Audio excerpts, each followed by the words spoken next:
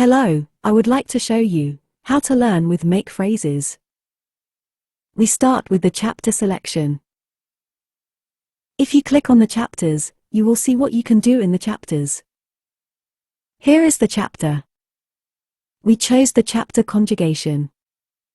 Now we are in the conjugation chapter. I'll show you a few important buttons first. This button is very important at the beginning.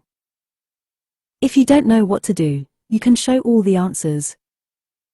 This orange box contains the words you need for the answer. Here is the verb. Here is the subject. Every time I click one of these buttons, we have a new sentence. Endless. Now let's do an exercise together. So I click that button again and the solutions are hidden. Here comes the exercise. Your task, you should ask about the subject. So start your question with the pronoun, who. Remember, for the answer you need the words here in the orange field.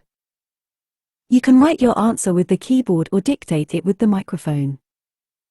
Then click on this arrow in order to see if your answer was correct. In addition, the next task will come if there is another one. You can also click a word in the list on the left side. Then this word is used in the next exercise.